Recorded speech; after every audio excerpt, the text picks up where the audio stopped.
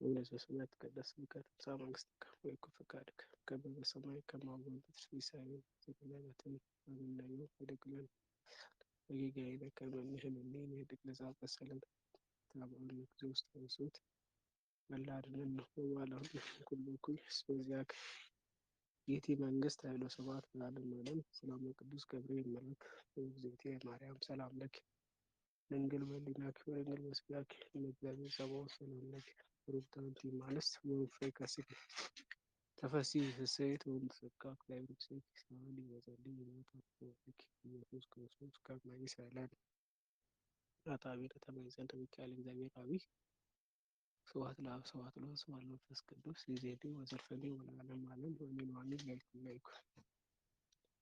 በድጋሚ እግዚአብሔር ሰዎች እንደምን ቆያችሁ? አሚን። የእግዚአብሔር ስሙ የተመሰገነና የተወደሰ ይሁን። ባለፈው እስከ ምዕራፍ 2 እስከ ቁጥር 15 ድረስ አይተናል።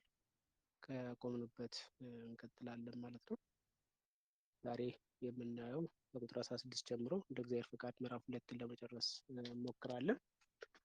ካልሆነም ያው ሳምንት እንጨርሳለን ማለት ነው። ቁጥር 16 ወሶበ ርእየ ሄሮድስ ከመ ተሳለቁ ላዕሌሁ ሰብአ ሰገል ተማጥቀ። ወሶበ ርእየ ሄሮድስ ሄሮድስም ባየ ጊዜ ተሳለቁ ላዕሌሁ ሰብአ ሰገል ተማጥቀ። ሰብአ ሰገል እጅግ የተሳለቁበት ባየ ጊዜ እጅግም ተቆጣ ይላል። ስለዚህ ሄሮድስ ታላቁ ሄሮድስ ከኤዶማውያን ነገድ የነበረው ሄሮድስ ሰብአ ሰገል እንደተሳለቁበት ባየ ጊዜ እጅግ ተቆጣ ሲል ሰብአ ሰገል መልአኩ በሕልም ተገልጦላቸው በሌላ መንገድ እንዲሄዱ ነበር የተናገራቸው። ያው እግዚአብሔር ባወቀ መንፈስ ቅዱስ የሸመቀውን በሄሮድስ ልቦና ዲያብሎስ የሸመቀውን ስለሚያውቅ በሌላ መንገድ እንዲሄዱ አዟቸው። እነሱም በሌላ መንገድ እዚህ ሄሮድስን ሲያገኙት ይሄ ክርስቶስ ሻውን ሰው እርቅጣን ከሆን በሌላ መንገድ ሄዱ አሉ። በሌላ መንገድ ሄዱ የሚለውን ያው ባለፈው ነው ሲመጡ ሲሄዱ ሁለት ዓመት ሲመለሱ 40 ቀን ሆኖባቸው ጊዜ ምክንያቱም ሄሮድስ ነው እንዳይ ዘንድ ስለፈለገ ጊዜውን ደሙ ጊዜው በመላይ አስለው እነዚህ በሄሮድስ በኩል አዳቸው ሰባይ ተገድ ባየ ጊዜ እጅግ ወጣ። ምን ይሄ ሰባል እንደፈለጉ መጥተው እንዲነግሩት ሂዱ ስገዱለት፣ በኋላ ላይ በእኔ ዘንድ ኑና ንገሩኝ እኔም ሄጄ እሰግዳለሁ አለ። ያው ጊዜያዊ ምክንያት በውስጡ የሸበቀውን ሳይናገር ጊዜያዊ ምክንያቱ ያው እሱ ከእነሱ ጋር መሄድ እንዳልፈለገ፣ በኋላ ላይ ግን መጥተው እንዲነግሩት ሄዶ እንደሚሰግድ ነው። ስለዚህ በእናንተ በኩል እንመለሳለን ብለውት በሌላ መንገድ ስለሄዱ መሄዳቸውን ሀገራቸው መሄዳቸውን ሲሰማ ተቆጣ፣ ተናደደ፣ ተበሳጨ ይላል። በምን ይበሳጫል ቢሉ ብስጩ ለልማዱ በአልጋው በመከዳከዳው በቤተሰቡ ይበሳጫል፣ የጨለማ ገላጭ እንደሚሉ ማለት ነው። ይህም የተናደደው ክርስቶስን ከነዛ ሁሉ ሕፃናት ለይቶ ማወቅ ባለመቻሉ ለመግደል ባለመቻሉ የተበሳጨው እንጂ ሰብአ ሰገል ስለሄዱ አይደለም ነው። ስለሄዱ አይደለም። ምክንያቱም እንደ ሲባል በኋላ ላይ ምን ያመጣልና ትእዛዝ አዋጅ ያወጣል። ወአዘዘ ሐራዊሁ ወፈነወ ይቀትሉ ኩሎ ሕፃናተ ዘቤተልሔም ወዘኩሉ አድያሚሃ። በቤተልሔም እና በአውራጇ ያሉ ሕፃናት ሁሉ ግደሉ ብሎ ያዛል። ግደሉ ብዙ ያዛል። ሰደደ 2 ዓመትና ከዚያ 2 ዓመትና ከ2 ዓመት መንፈቅ የሆናቸውን ሁሉ የሚያስገድል ነውና ማለት ነው። የሚያስገድል ነውና ተበሳጨ አለ። ለምን? ንጉስ የሚነክሰው ንጉስን ገሎ ነው። ንጉሱን ሳይገለው መንገስ አይቻልምና ይገልኛል ብሎ ስለ ወንበሩም ፈርቶ ስለ ንግስናውን ፈርቶ ስለነበር ለመግደል ፈልጎ በእኔ በኩል ነው አለ። ነገር ግን ምን አላለም? አልመጡለትም። አሁን እዚህ ጋር መጥቶ ተበሳጨ አለ። ተበሳጨ ይላል። ምክንያቱም እንደው ስንል ክርስቶስን ሳይገድለው ስለቀረ ነው። እዚህ ጋር መበሳጨቱ በምን ይገልጧል ሲባል ደግሞ የአይሁድ የቤተልሔም ሕፃናት ሁሉ እንዲገደሉ አዋጅ ያወጃል። ስለዚህ 2 ዓመት እና ከዚያ በላይ 2 ዓመት እና ከ2 ዓመት ከ6 ወር በታች የሆኑ ሕፃናትን ሰብስቦ አዋጅ አስነግሮ ስንዴና ዘይት ይሰጣቸዋል ብሎ አዋጅ አስነገረ። አዋጅ አስነገረ ማለት ነው። አዋጁ ሲያስነግር ሁሉ ልጅ ያለውም ይዞ መጥቷል። ልጅ የሌለውም ከጎረቤት ልጆችን እየወሰደ ወደ ሄሮድስ ወዳለው ወደ እልፍኙ ወደ ቤተ መንግስቱ ይዞ መጥቷል። በዚህም 144,000 ሕፃናት በአንድ ቀን የሚፈጅ ነው እና ተበሳጨ ይላል። ብስጭቱን በእነዚህ ላይ ይገልጣል። በእነዚህ ላይ ይገልጣል። አንድም ደግሞ ለምተሳጨ ሲባል ደግሞ በእሱ ላይ ያደረው ዲያብሎስ በእሱ ላይ ያደረው ዲያብሎስ እንደተበሳጨ ሲያናገር ነው። ክርስቶስ መወለዱ መንፈስ ቅዱስ ባወቀ ዲያብሎስ አልተረዳውም። በዚያም ልክ ደግሞ ዲያብሎስ ስልጣኑ ተወስዶበት ነበር። ስልጣኑ ተወስዶበት ነበር። ምን ማለት ነው? ስልጣኑ ተወስዶበት ነበር ስንል በጊዜ ጽንሰት በሩካቤ ላይ አድሮ ምንን ያስተላልፍ ነበረ? መርገመ ስጋ መርገመ ነፍስን የአዳምን ኃጢአት ያስተላልፋል ማለት ነው። መርገሙን የአዳምን መርገም በጽንሰቱ ያስተላልፋል ከአንዱ ወደ ጽንሱ ማለት ነው። ስለዚህ ይሄ በዚህ ውድቅ አድርጎበታል። ዲያብሎስ ራሱ ጥበበኛ ነኝ ብሎ ይህን ጥበብ ስለተጠቀመ የጥበበኞችን ጥበብ ደግሞ ውድቅ ያደርግ ዘንድ በጥበቡ ይሽር ዘንድ ጥበብ የተባለው ክርስቶስ ራሱ እንበለ ዘርአ ብእሲ አድርጎበታል። እንበለ ዘርአ ብእሲ ያለ ወንድ ዘር አድርጎበታል። ስለዚህ እንበለ ዘርአ ብእሲ ስላደረገበት በዚህ ሚስጥሩ በዚህ ጥበቡ ድል ተነስቷል ማለት ነው።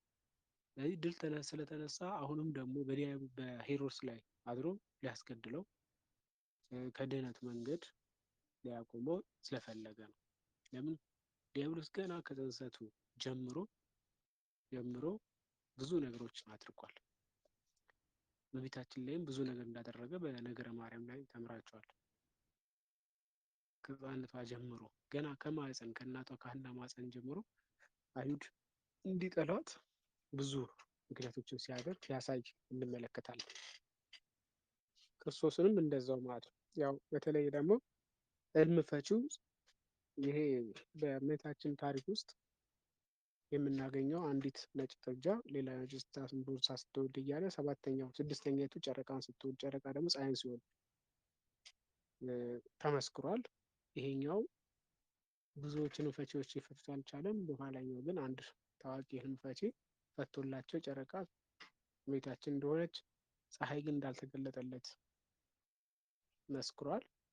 የፀሐይን ነገር የፈታው እመቤታችን በሐና ማህፀን ሳለች ሳሚናስ የሚባል ሞቶ ነበረ ያክስቷ ልጅ። ያ ከሞት ተነስቶ መስክሯል። የፀሐይ ጽድቅ እናቱ ክርስቶስ እንደሆነች መስክሯል ማለት ነው። ከዚህ ጊዜ ጀምሮ አይሁዳውያን እመቤታችንንም ክርስቶስንም ሲቃወሙ እናገኛቸዋለን።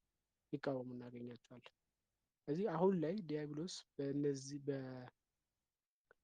በሄሮድስ ላይ አድሮ ሲያሳድድ ክርስቶስን ሲያሳድድ እናገኘዋለን። ሊገለው ሲነሳ እናገኘዋለን። ይሄም ደግሞ በምንድን ሲባል ጥበቡን ስለሰወረበት አምላክነቱን አያውቅም።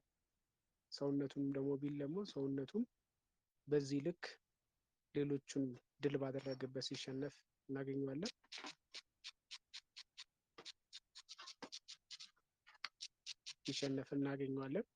ስለዚህ ድል በሚነሳበት ማለት ነው።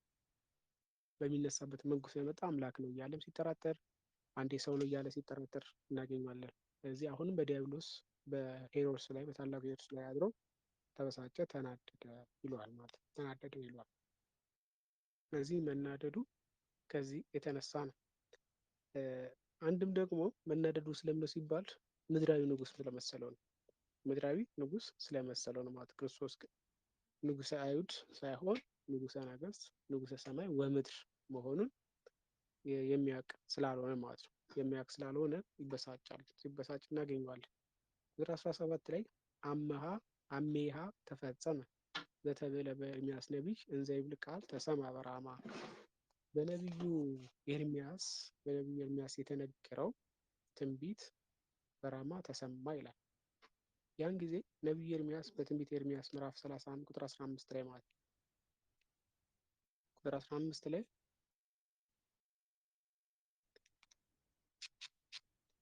ድምፅ በራማ ተሰማ፣ ራሔል መጽናናትን አልወደደችም፣ ራሔል መጽናናትን አልወደደችም እያለ ስለ ራሔል ትንቢት ተናግሯል ማለት ነው።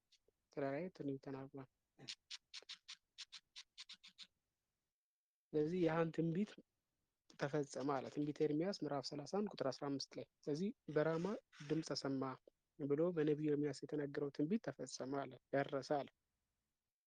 ደረሰ አለ። ያው ሐዘንን ከሐዘን ጩኸትን ከጩኸት ምን ይል ዘንድ ያገናኝ ዘንድ ማለት ነው። ያገናኝ ዘንድ በራማ ብሎ መናገሩ ራማ ያው ከሶስቱ የመላክ ከተማ አንዷ ነች። ከሶስቱ የመላክ ከተማ አንዷ ነች። ኢዮር፣ ራማ፣ ኤረር የእግዚአብሔር ሀገር የሚባሉት ጽራሪያ መንበረ ስብሐትና መንበረ ሰማየ ውዱድ የእግዚአብሔር ሀገር ይሰኛሉ። ሀገር እግዚአብሔር ናቸው። የእግዚአብሔር ከተማ ናቸው። ከዚያ ከመጽናተ ሰማይ በታች ደግሞ ኢዮር፣ ራማ፣ ኤረር የመላእክት ሀገር የመላእክት ከተማ ይባላሉ። በእነዚህ የመላእክት ከተማ ራማ ድረስ ድምፅ ተሰማ አለ። ራማ ድረስ ድምፅ ተሰማ ይላል። ራማ ሰማይ ነች። እስከ ሰማይ ድረስ ጩኸታቸው ተሰማ ይላል። ይህን ማለት የእነዚህ የህፃናት ጩኸት ተሰማ ነው። 144,000 እልፍ ህፃናት 144,000 እልፍ ህፃናት ድምፃቸው፣ ጩኸታቸው፣ ደማቸው እንደ አቤል ደም ማለት ነው። እንደ አቤል ደም በራማ ተሰማ ይላል። በራማ ተሰማ ይላል። ስለዚህ በእግዚአብሔር ከተማ በመላክ ከተማ ጩኸታቸው ተሰማ፣ ደማቸው መጮሁን ያጠይቃል ማለት ነው። ያጠይቃል። ስለዚህ ድምፅ በራማ ተሰማ ሲል በቁሙ ሰማይ ነው። አንድንም ከፍ ባለ ቦታ ሲል ነው። ከፍ ባለ ቦታ ተሰማ አለ። ራማ ከፍ ያለች ነች፣ ከሰማይ ነች፣ ከላይ ነች። ከፍ ባለ ድምፅ ማለት ነው። ከፍ ባለ ድምፅ ሲል ህፃናት ናቸው። ለቅሷቸው ድምፅ የሚያሰማ አይደለም። ስለዚህ እንዴት ከፍ ባለ ሲል ምን ማለት ነው ስንል ብዛታቸው ነው። ከብዛታቸው አኳያ ሁሉም በአንድ ጊዜ ተሰብስቦ በእልፍኝ ውስጥ ማለት ቢሰበሰቡ ሁሉም ስንዴና ዘይት አለ ተብሎ የተሰበሰቡት ሁሉንም በአንድ ቀን ነው የፈጃቸው በዚያው ማለት። ስለዚህ የህፃናቶቹን ብዛት ለመናገር ሲል በራማ ተሰማ ብሎ ተናግሯል ማለት ነው። ተናግሯል። ስለዚህ ድምፅ በራማ ተሰማ ሲል ህፃናቱ ብዛታቸውን ከፍ ባለ ድምፅ ማለቱ የለቅሷቸውን የሀዘናቸውን ዳርቻ ሲናገር ነው። አንድም ደግሞ ስለ ወላጆቻቸው ሲል ነው። ስለ ወላጆቻቸው ሀዘናቸው መራር ነበረ። ለምን የመጣው ምንድነው ሲባል በረሃባቸው ነው፣ በጥማታቸው ነው። ተርበዋል፣ ተጠምተዋል። በመራባቸው ላይ ተመርኩዞ ልጆቻቸውን ፈጅቷል። ስለዚህ በአንድ ፈንታ ሁለት ማለት ነው። ሁለት ነገር አንድ ረሃባቸውን ለቁመተ ስጋ ሊሆናቸውንም አጥተዋል። ሁለተኛ ልጆቻቸውንም አጥተዋል። ስለዚህ ሀዘናቸው የተደራረበ ነው። ስለዚህ በራማ ላይ ከፍ ያለ ሀዘን ደርሶባቸው እንደነበረ ነው። አንድም ራማ በቆሙ ሰማይን ይወክላል። ስለዚህ በእግዚአብሔር ዘንድ እንደማለት ነው። ያው በተለምዶ ሰማይ የእግዚአብሔር ዙፋኑ መቀመጫ ነው ስንል ያው እግዚአብሔር ስናነሳ ሰማይን ነው የምናነሳው በተለምዶ እንጂ እግዚአብሔር በሁሉም ቦታ ያለ ነው። ነገር ግን ሁሉ በሚችል መጠን ሁሉም ማወቅ በሚችሉት ልክ እግዚአብሔር ግን ለቅዱሳኑ የሚገለጥበት ስፍራ ደግሞ በሰማይ ነው። በሰማይ ውዱድ በመንበረ ስብሐት ማለት በመንበረ ስብሐት በዘባነ ኪሩብ ተቀምጠው በኪሩቤል ጀርባ ላይ ተቀምጦ በዘባነ ኪሩብ እግዚአብሔር ተመለከተ፣ አያቸው። ድምፅ በራማ ተሰማ፣ ጩኸታቸው፣ ሀዘናቸው፣ የእነዚህ ህፃናት ደም፣ የወላጆቻቸው እንባ፣ ሀዘን፣ መራሪው ሀዘናቸው በእግዚአብሔር ፊት ደረሰ ሲል በጸባዖት ደረሰ ሲል ማለት ድምፅ በራማ ተሰማ ተሰማ ይላል።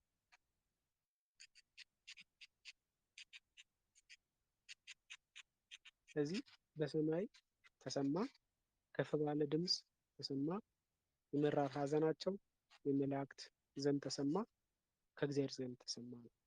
አንድም ራማ የማን ከተማ ስንል የቅዱስ ገብርኤል ነው። የቅዱስ ገብርኤል ነው።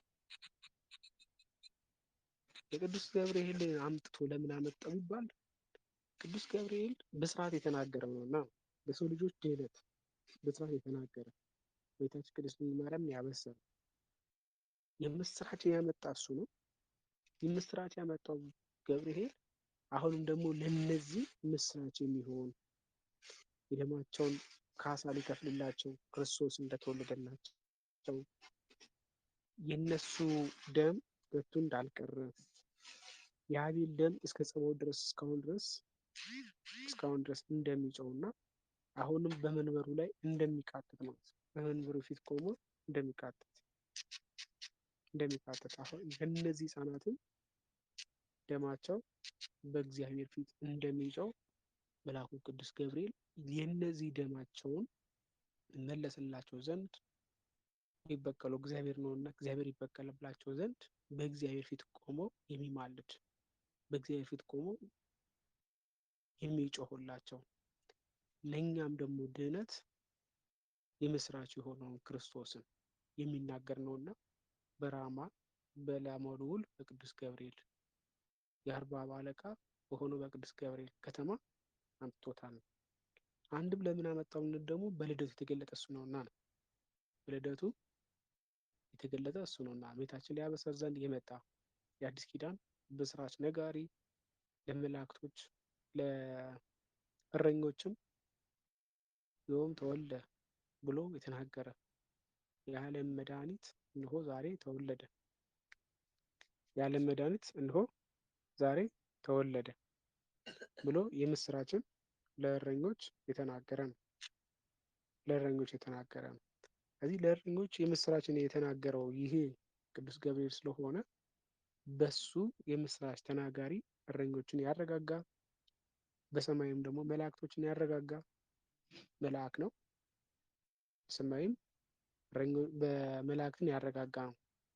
ንቁም በእላዌነ እስከ ንትረከብ ብሎ ማለት ነው። ስለዚህ አምላካችን ጸንተን እንጠብቀው እስኪገለጥን ድረስ ጸንተን እንጠብቀው ብሎ መላእክትን አረጋግቷል።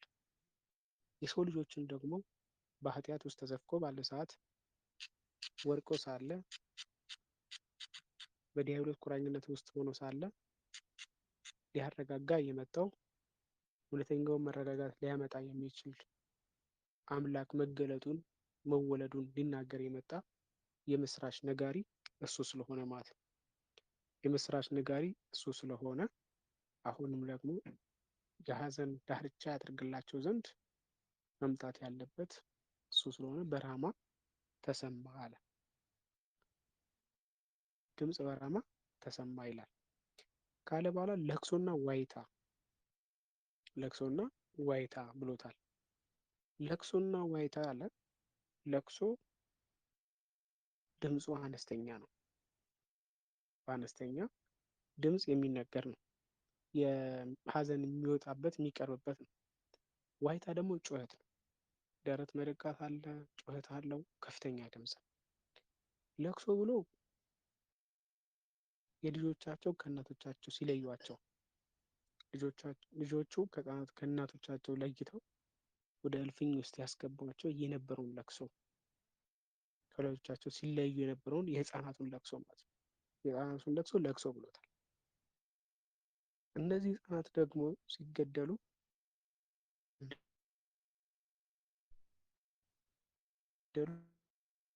ዋይታ ብለዋል። የእናቶቻቸው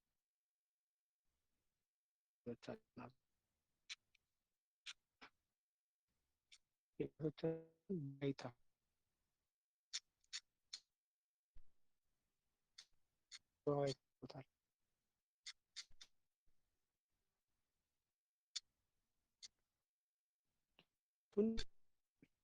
ብሎ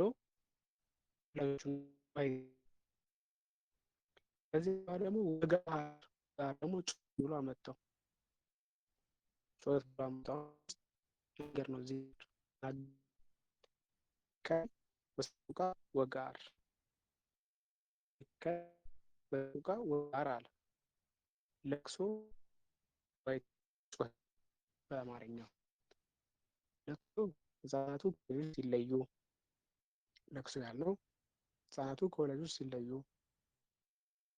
እናቶች ደግሞ የነበራቸው ሀዘን በምን በብካይ በጋር ይናገራል። በምን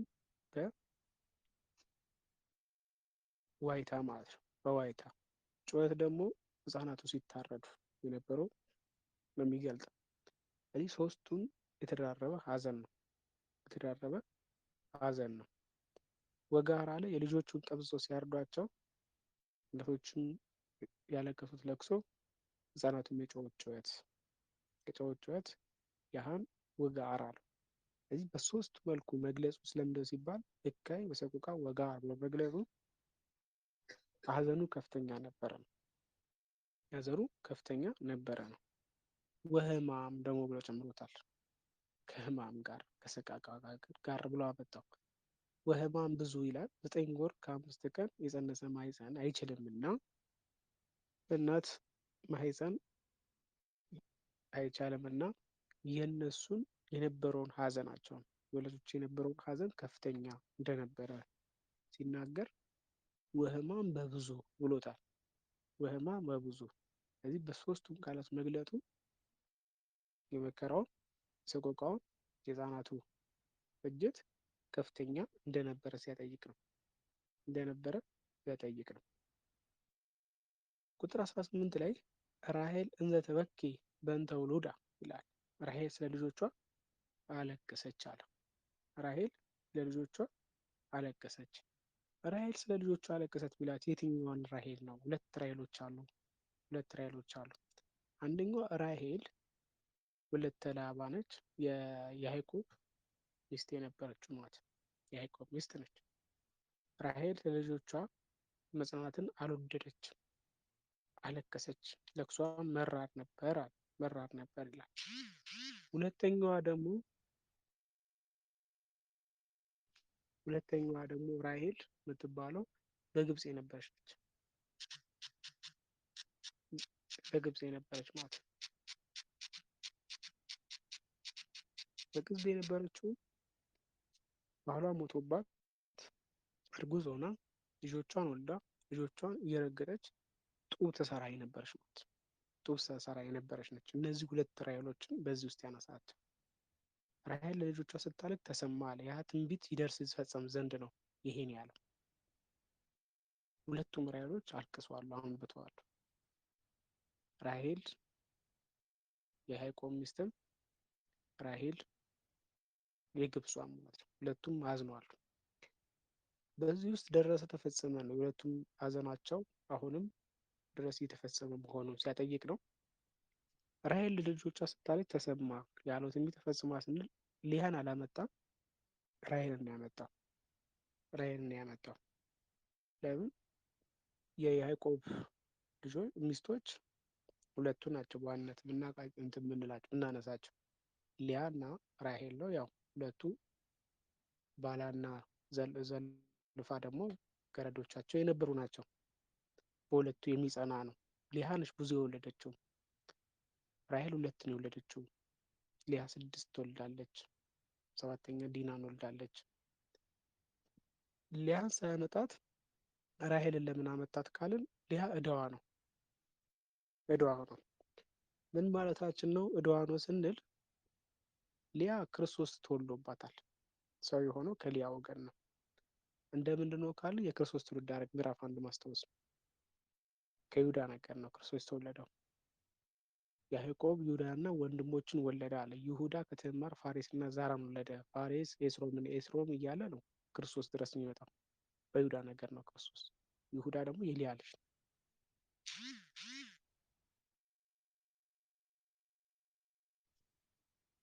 ይሁዳ የክርስቶስ ልጅ ነው።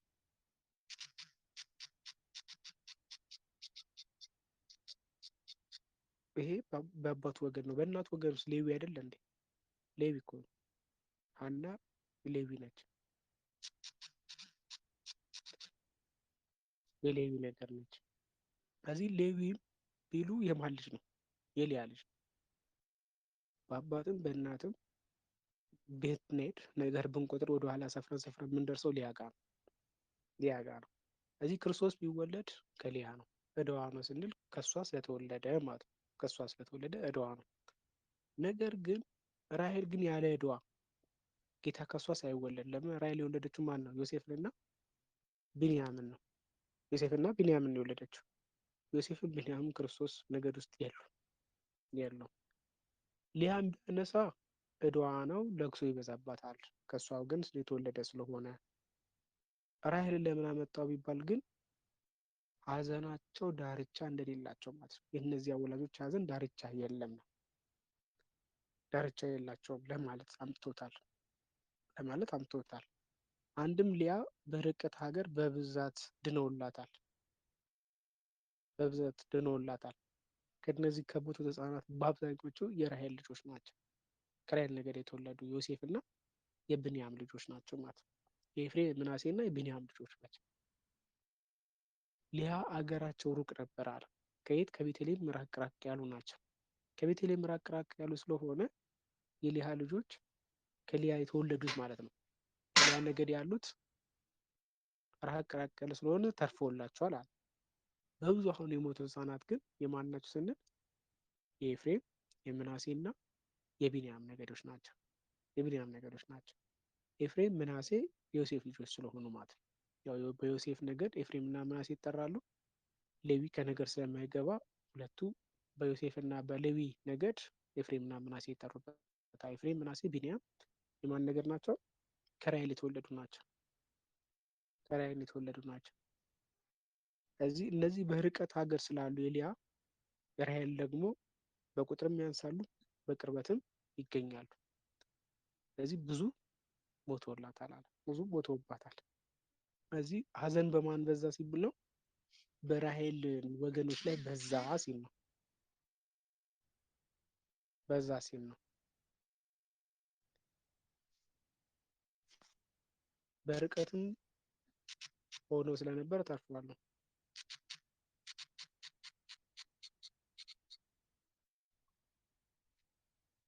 አንድም ደግሞ በራሄል ሊያን ለመናገር ነው።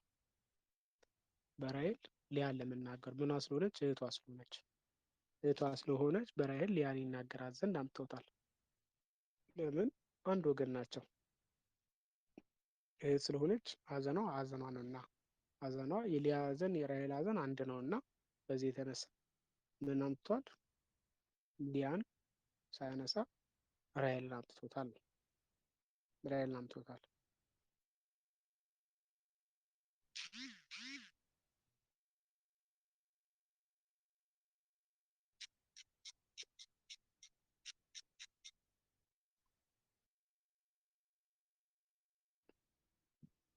አንድም ለምን አመጣ ይባል? እናታችን ራሄል ኖረዋል፣ መከራችን አይታ አልቅሷል ብለው ስላላለቀሱ ነው።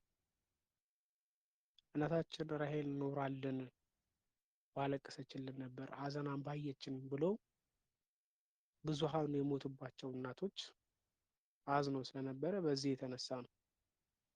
የተነሳ ራሄልን አምጥቷል ማለት ነው። ጩኸታቸውን ሲያስተጋባ ነው። ጩኸት ማስተጋባት ደግሞ የመጽሐፍት ብሂል ነው። የመጽሐፍት ብሂል ነው። አንድም እንድናለን መስሏቸው ከመቃብረ ራሄል ገብተው ከዚያ እየገቡ ፈጅቷቸዋል ማለት ነው። የራሄል መቃብር እየገቡ ህጻናት ልጆቻቸውን ያላመጡ ሲሞቱባቸው አይተው ግን በዛ ሄደው እናስቀራለን ብሎ ያሉ ነበሩ። ከራሄል መቃብር ሄዶ ማለት ነው። እነሱንም እየወሰደ ገድሏቸዋል፣ ፈጅቷቸዋል። እዚህ ራሄል ህጻናትን አልወለደችም ብሎ የሚናገረው ከዚህ የተነሳ ነው። አንድም በራሄል ሁሉን ለመናገር ነው። ራሄልን አነሳ እንጂ መላ የእስራኤል የዕብራዊ ሴቶች በሙሉ ወላጅ እናቶች በሙሉ ሀዘን ውስጥ ነበሩ ነው። ሐዘን ውስጥ ነበሩ ሲል ነው። ይህማ ከፍሎ ውስጥ ያዕቆብ ወዘሮ ውስጥ እስራኤል እንዲል ማለት ነው። ከያዕቆብ የተገኙ አይደለም ወይ? ከእስራኤል የተገኙ አይደለም ወይ? እስራኤልን ቢሉ የያዕቆብ ነው። ያዕቆብ የወዳት የነበራት ነች። በእሷ የተነሳ መጽናትን አልወደደም ማለት። ሁሉም በሚያገናኘው ታዲያ ለምን በያዕቆብ ለምን አልተናገረውም? በራሄል ሁሉን ለመናገር ነው ካልን መምጣት የነበረበት ያዕቆብ መጽናትን አልወደደም ነው። ያዕቆብ መጽናትን አልወደደም ብሎ ማምጣት ይቻለው ነበረ። ሊያንም ያዕቆብን አንድ የሚያደርጋቸው ማለት ነው። ወንድ ልጅ ለፈረስ ሴት ልጅ ለበርኖስ ከደረሱ በኋላ የሞቱ እንደሆነ ሐዘን በማን በአባት ይጸናል። በሕፃንነቱ የሞቱ ደግሞ ከሆነ በሐዘን በእናት ይጸናል። በሚጸናው ለመናገር ነው። ኦሪት ዘፍጥረት ምዕራፍ 37 ላይ ማየት ይቻላል።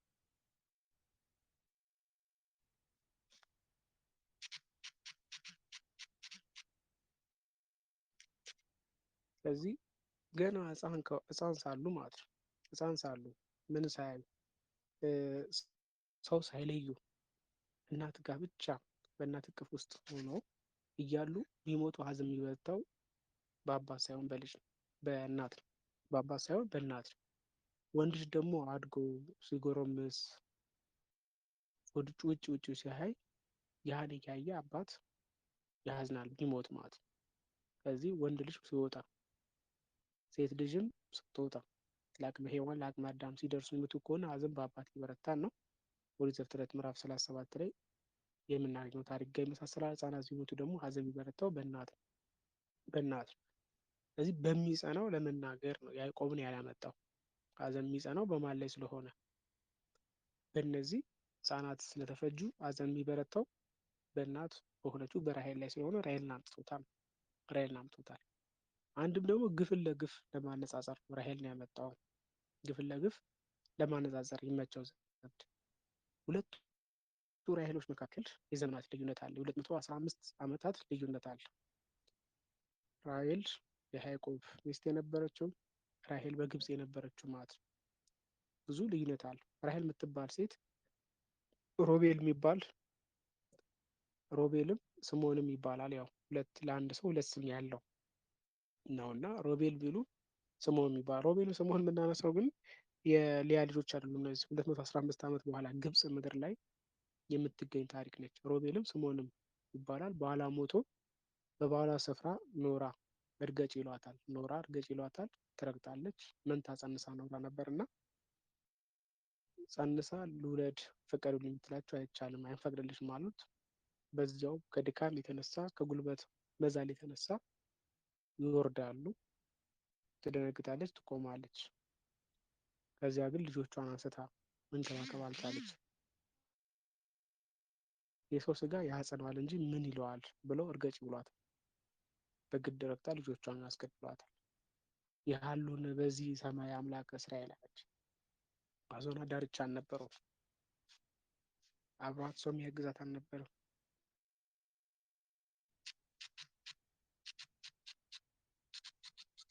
ሐዘኗ አልነበረም፣ ባሏ አልነበረም። ልጆቿን ገላለች በራሷ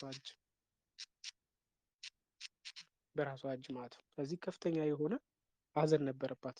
ከፍተኛ የሆነ ሐዘን ነው የነበረባት። ሐዘኗ ሲበረታባት እንባዋን ወደ ሰማይ ወደ ጸባዩ ተረጨች ይላል። ይህ አለውኑ በዚህ ሰማይ አምላክ እስራኤል የእስራኤል አምላክ በዚህ ሰማይ አለን አለች። እንባዋንም ተቀብላ ወደ ራሔል ረጨች። እግዚአብሔር ሆይ አንተ ካለ ወይ ውረድ ወይ ፍረድ ብላ የጸለየችው እንባዋን ረጨች። የእሷን ሐዘን የእሷን እንባ በማየት ነው እንግዲህ እግዚአብሔር ሙሴን የመረጠው። ሰማይኩ ነገሮሙ ለሕዝቤ ወረድኩ ከመ አድኃሮሙ ይላል። የሕዝቤን ጩኸት ሰማሁ አድናቸውም ዘንድ ወረድኩም ያሰኘው የዚህ ሴት እንባ ነው። የዚህ ሴት እንባ ነበር።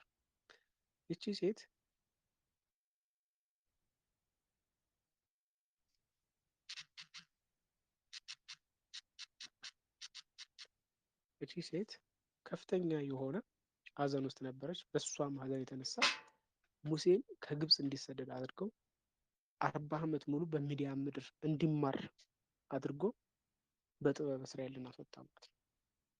እዚህ ግፍን ከግፍ ለማነጻጸር ሲል የቀደመችዋ ራሔል የነበራት ሐዘን ልጇ የበኩር ልጇ ለማን ለእሷ ማለት ነው ተወዶ የነበረችው ልጇ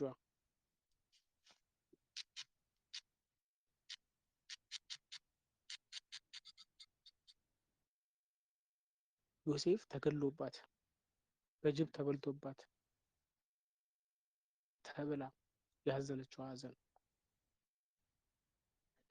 ዳግመኛ ደግሞ ሁለተኛ ልጇን ስትወልድ በኑኃሚን የተጨነቃት ሀዘን ሲያነጻጽር ማለት ነው። ሲያነጻጽር ሁለቱን ሀዘን ከሀዘን አነጻጽሮ ራሔልን አምጥቷል ማለት ነው። ሁለቱም ከእግዚአብሔር ዘንድ የደረሰ ስለሆነ ነው። ራሔል መንግስተ ሰማያት የምግባበት አታ ታዝናለች፣ ታለቅሳለች አለ ታለቅሳለች። ከዚያም በኋላ ግን አለ ወአበየት ተናዘዞ ወነጊፈ ላሃ ራሔል ለቅሶ መተውን መጽናትን እምቢ አለች አለ። እምቢ አለች። መጽናት እንኳን አልወደደችም ራሔል መጽናት አልወደደችም ይላል። ራሔል መጽናትን አልወደደችም ሲል ምን ማለት ነው ካሉ ክፉ ያሳዝናልና ነው። አንገታቸውን ጠምዝዘው ከሁለት ዓመት ከ6 ወር በታች ነው እንግዲህ ያስቡት። እነዚህ ሰብአ ሰገል ክርስቶስን የመጣበትን የተወለደበትን ጊዜ ቆጥሮ ሰፍሮ 2 ዓመት ከ6 ወር ነው። ስለዚህ ቢበዛ 6 ወር ቢበዛ ነው ብሎ እነሱ ኮከቡን ካዩ 2 ዓመት ሆኗቸዋል። ስለዚህ ኮከቡ የወጣችው ደግሞ ክርስቶስ ሲወለድ ነው ብለናል። 2 ዓመት ሙሉ ተጉዞ ስለመጡ 2 ዓመት ከመንፈቅ በታች የሆኑት ህጻናት በሙሉ አምጥቶ ነው ያረዳቸው። አንገታቸውን ጠምዝዘው ገድሏቸዋል። በሀዘን ላይ ሀዘን፣ በመከራ ላይ መከራ ተደራርቧል። መጽናትን አልወደደችም ማለት ግፉ ከባድ ስለነበረ ነው። ምንም የማያውቁትን ህጻናት ወስዶ አንገት መቅላት ከባድ ስለነበረ ነው። በዚህ የተነሳ መጽናናትን አልወደደችም ማለት ነው። መጽናናትን አልወደደችም ማለት ግፉ ከባድ ነው። አንድም የጾር ሞት ነውና ከባድ የፈተና ሞት ነው። ሀዘን በደቹ ሆኗል። እስመ ኢኮንዎ ወሉዳ ወልደ ልጆችን ወልዳለች። ልጆቹ ግን ሊሆኑ አልቻለም።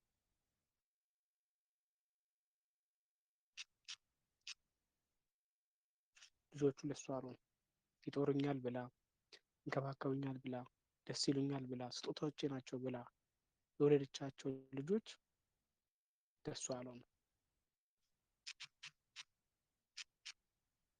ልጆቹ አልሆኑ። ስለዚህ ከባድ ሀዘን የሆኑ ለእናት ለዚህ ነው።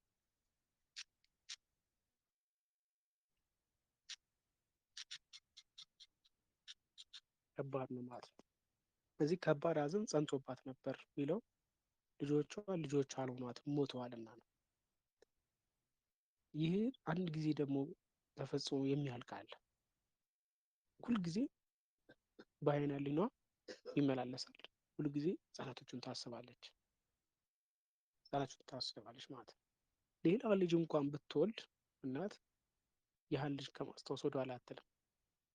ሀዘኑ ይበረታል። ለዚህ መጽናትን አልወደደችም ማለት አንድም ልጆቿ አይደሉም እና የተወሰው ናቸው፣ ወደ ስጋ የሉም እና መጽናትን እምቢ አለች አለ። ታሪኩ ቅድም ስናነሳ ልጆች ያልነበሯቸው እንኳን ከሌላ ሰው ልጆችን ተቀብሎ መጥተዋል።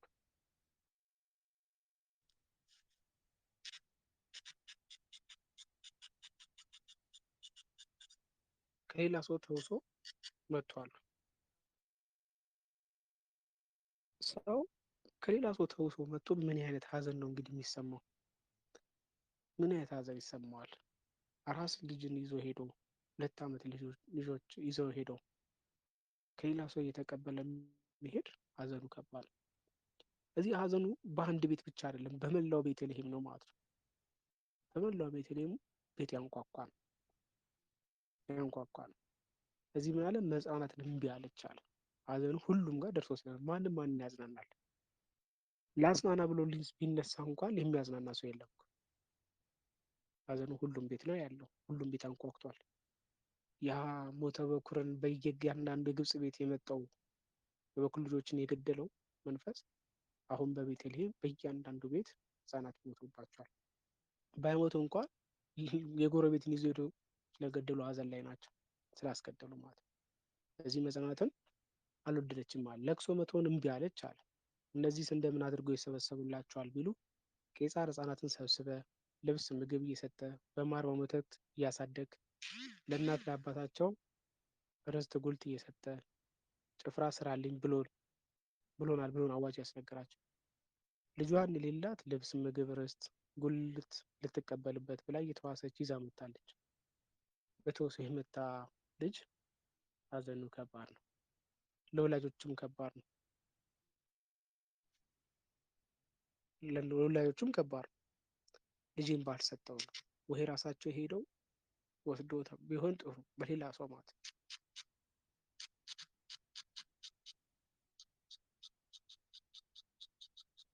ተውሶም ሰጥተውም ከባድ ነው ማለት ነው።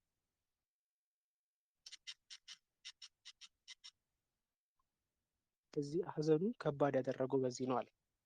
ይህ ዕዳው በማን ይሆናል? በጌታ ወይስ በሄሮድስ? ሄሮድስ ነው ያስፈጃቸው። ጌታ ደግሞ ጌታን ፍለጋ ነው እንግዲህ ሄሮድስ ያስፈጃቸው። ወደ ማን ይሆን? ጌታ ነው ካልን ጌታ ሕፃን ነበረ፣ ሊፈለግ የነበረው ነው። ዕዳው በማን ይሆናል ቢባል በሄሮድስ ነው።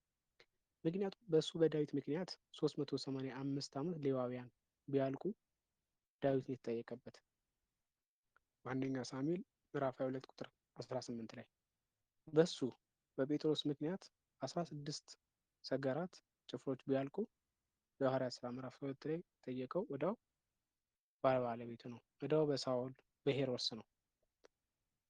በሄሮድስ ምክንያት ነው የሆነው ማለት። ዳዊት ምክንያት 385 አልቋሉ። ማን የገደላቸው? ሌዋውያን የገደላቸው ሳኦል።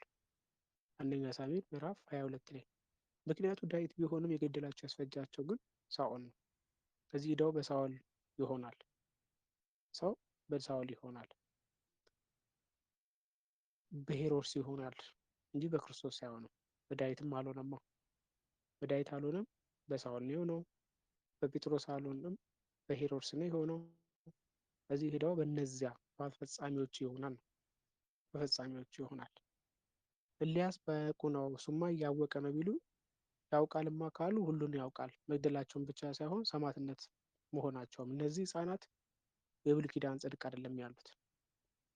በብሉይ ኪዳን ጽድቅ ሳይሆን የአዲስ ኪዳን ጻድቅ ናቸው። የአዲስ ኪዳን ጻድቅ ናቸው። መሞታቸውን መገደላቸውን ብቻ ሰማዕት መሆናቸውን፣ አክሊል መቀዳጀታቸውን፣ ገነት መግባታቸውን ያውቃል።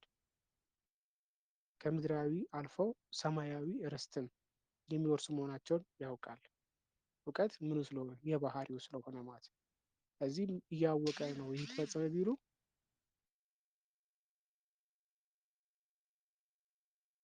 እያወቀ የተፈጸመ ቢሉ እውቀቱ ዘላለማዊ ነው። ዘላለማዊ ርስት የሰማዕትነት ክብር እንደሚያገኙ ማለት ነው።